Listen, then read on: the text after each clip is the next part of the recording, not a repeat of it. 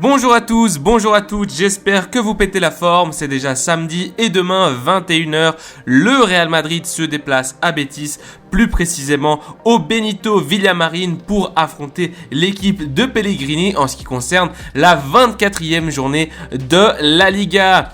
Dans cette vidéo, je vous propose la conférence de presse d'avant-match avec les questions traduites en français, également les réponses de notre cher Carlo Ancelotti. Allez, let's go!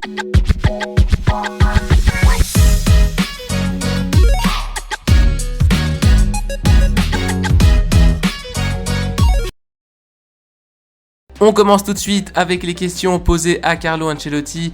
C'est la 9e semaine consécutive avec une double rencontre en semaine. Demain, on jouera contre Betis qui est une grande équipe. Comment gère-t-on un tel calendrier? Carlo répond, on gère bien le calendrier, l'équipe se trouve en bonne forme physique, on récupère peu à peu les joueurs, ce sera une rencontre difficile contre une équipe organisée qui joue un football attractif, on fera tout pour sortir vainqueur. Question 2. Demain, Modric ne pourra pas jouer, il est suspendu. Il a dit la semaine dernière que comme l'an passé, il n'a pas encore reçu de coup de téléphone par rapport à son renouvellement de contrat. Pensez-vous qu'il est en train de mériter ce renouvellement? Quel est votre rôle là-dedans? Je ne pense pas que ce soit un problème, répond Carlo. Modric fera ce qu'il entendra. Je pense qu'il y a des discussions entre lui et le club. Ce thème n'est un problème pour personne, ni pour le club, ni pour moi, ni pour Luka. Question 3. Vous avez dit après la défaite contre Barcelone qu'il fallait simplement reproduire le même match au Camp Nou et que cela suffirait pour se qualifier en finale de la Coupe du Roi. Avez-vous revu le match depuis? Est-ce que vous tenez toujours le même discours? Carlo répond, effectivement, j'ai revu le match et je soutiens tout ce que j'ai dit. On a fait un grand match contre eux et oui, on peut toujours s'améliorer, mais la plupart des choses, on les avait bien faites. Question numéro 4. Vini, dans le match contre Barcelone, avait souffert 7 fautes sur les 7 subies par le Real Madrid au total. Il avait failli exploser contre l'arbitre. Cela vous préoccupe-t-il? Est-ce que vous êtes inquiet que Vini puisse un jour se fatiguer et se lâcher? Non, moi je le vois bien, je vois un joueur concentré sur ce qu'il doit faire et qui apporte beaucoup à son équipe. Lors de ses dernières rencontres, les défenseurs ont plutôt effectué un très bon marquage sur lui. Donc il a un peu plus souffert. Mais on n'est pas préoccupé, on n'est pas inquiet, l'important c'est que Vini ne perde jamais l'envie de jouer et de profiter de son football fantastique. Question 5. Par rapport à Benzema, on a l'impression qu'il a un coup de mou, cela vous inquiète? De manière générale, pour un attaquant, il n'est pas possible de marquer à tous les matchs et de jouer à son maximum. Vous savez, la publicité d'un attaquant, c'est la finalité d'un travail collectif de l'ensemble. Parfois, vous allez affronter des équipes qui resserrent très bien les lignes. Moi, je le vois très bien, Karim. D'ailleurs, au niveau offensif, l'équipe est excellente. On est l'équipe qui a marqué le plus de buts en Liga. On n'a pas de problème dans cet aspect-là du jeu. Le manque d'effectivité devant, c'est temporaire. Je rappelle qu'on a mis 5 buts à Anfield. Question 6. Xavi a dit que vous êtes toujours favori. Qu'en pensez-vous? On ne pense pas du tout à cela, la Coupe du Roi. On est focalisé sur le match de demain contre Betis. La réalité concernant la Coupe, c'est qu'on part désavantagé d'un but, mais on a un match pour se reprendre. Question 7. Il y a une tendance à dire que lorsque l'équipe perd, Modric et Kroos ne peuvent pas jouer ensemble car l'équipe est trop lente avec les deux sur le terrain. Qu'en dites-vous? Je ne vois pas du tout les choses comme ça, répond Carlo. Le rythme de jeu, ce n'est pas courir plus que l'adversaire, il s'agit de penser avant, plus rapidement. Je pense que les deux ont l'expérience et la connaissance pour lâcher le ballon au bon moment, et donc le lâcher plus vite. On m'a appris que c'est le ballon qui doit courir car il ne transpire pas.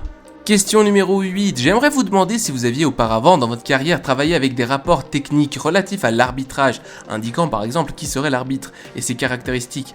Carlo répond non, je n'en ai pas besoin, je connais les arbitres, je m'informe tout seul. Les derniers temps, si tu regardes les matchs, tu connais forcément le style de chaque arbitre de première division. Tu n'as pas besoin d'avoir des rapports d'information pour savoir comment chaque arbitre effectue ou non son travail. Question numéro 9, on compare souvent les deux jeunes footballeurs français, Tchouaméni et Camavinga. En plus d'être plus jeune, on a l'impression que Kama s'est adapté plus rapidement à l'équipe, alors que Tchouaméni semble de plus en plus fatigué et en grande difficulté. Eh bien, on ne doit pas oublier que quand Tchouaméni est arrivé lors de la première partie de la saison, il a justement surpris par sa performance, son haut niveau et sa rapide capacité d'adaptation.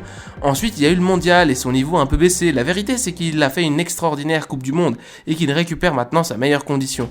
Je suis sûr qu'il nous apportera beaucoup. Cela étant dit, il faut souligner que Kama va vraiment bien en ce moment. Question numéro 10. Vous avez dit récemment que l'évolution de Ceballos avait été très importante, qu'il avait été l'un des meilleurs éléments de cette année 2023. Mais après vient la Coupe du Monde des clubs, il est remplaçant face à Liverpool. Et enfin, l'autre jour encore, face à Barcelone, il n'a même pas joué. Comment va-t-il? Carlo répond, il va très bien. Tout comme il n'a pas joué les derniers matchs, il pourrait disputer les suivants. Comme j'ai déjà dit plein de fois, je ne regarde pas les minutes que je donne à mes joueurs. Je me focalise exclusivement sur le fait d'avoir la meilleure équipe pour gagner. Et c'est tout. Nous sommes déjà à la question 11. Vous avez dit que le manque d'effectivité, le manque de but, que c'était quelque chose de temporaire, de ponctuel. Il ne s'agit pas de précision, mais vraiment une question de générer des occasions. Contre le Barça, l'Atlético, le Real n'a presque pas frappé au but. Cela vous inquiète-t-il, ce bloc bas qui pose vraiment problème aux Madrilènes ? Carlo répond, c'est vrai que l'on souffre un peu lorsque l'adversaire joue avec un bloc bas car on a des joueurs avec certaines caractéristiques, je veux dire, mais je ne veux pas changer les choses, je ne veux pas d'une référence offensive d'un grand attaquant de pointe, moi je veux Karim Benzema parce que Karim nous aide à améliorer la qualité de la construction du jeu en attaque. Évidemment, jouer en transition c'est plus facile et bien plus dur contre des équipes reculées. La vérité c'est que dans ce sens, nous avons un joueur comme Rodrigo qui peut nous aider, car avec sa qualité technique dans les petits espaces, il peut te débloquer une situation. Les derniers matchs, on n'a pas pu avoir Rodrigo à cause de sa blessure. De toute façon, toutes les équipes souffrent contre un bloc très bas. Je le répète, je ne veux pas avoir un grand neuf de taille, car sinon tu vas te mettre à centrer et tu perds la qualité entre les lignes. LOL, 40 centres les derniers matchs, Carlo. Question numéro 12. Par rapport à votre dernière réponse, vous possédez justement Alvaro Rodriguez qui est un grand joueur, un numéro 9, mais très grand en taille. Dernièrement, il est plutôt sorti du banc. Vous le voyez déjà faire un pas en avant dans sa carrière et débuter certains matchs. Carlo répond, c'est un jeune joueur, mais il est très bon. Comme je l'ai déjà dit, si tu es un jeune, mais que tu es très fort, alors c'est bon pour moi. Si tu mérites de jouer, tu joueras. Il est en train de progresser petit à petit, c'est très bien ce qu'il fait. Question 13, une question sur la figure de Militao, 1482 minutes cette saison, 5e joueur avec le plus de temps de jeu au Real, 3 buts et seulement 2 cartons jaunes, un indice de la facilité avec laquelle il récupère les ballons de façon propre en étant un défenseur central. Pour vous, est-ce le meilleur défenseur central du monde en ce moment ? Oui. Tout le monde rit, tout le monde rigole, mais devrais-je ajouter quelque chose ? Non, pour moi, c'est vraiment le meilleur. 14e question et dernière question, pensez-vous que Karim Benzema et Alvaro Rodriguez pourraient jouer ensemble, c'est-à-dire être les deux dans un 11 de départ ?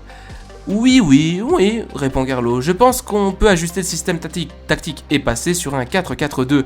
Il pourrait former une bonne paire d'attaquants parce que Karim est habitué à jouer avec une position intermédiaire, pas vraiment comme un attaquant de pointe mais entre notre milieu de terrain et notre attaque.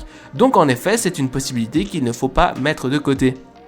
Voilà, c'est tout, j'espère que vous avez aimé cette vidéo de conférence de presse. Demain, le Real Madrid joue à 21h contre Betis, l'équipe de Pellegrini. Il faudra mettre tout donner pour gagner et surtout, il faudra voir le match de Barcelone qui se joue un tout petit peu avant à 16h15. Si les Catalans perdent, on n'aura aucune excuse, il faudra impérativement gagner.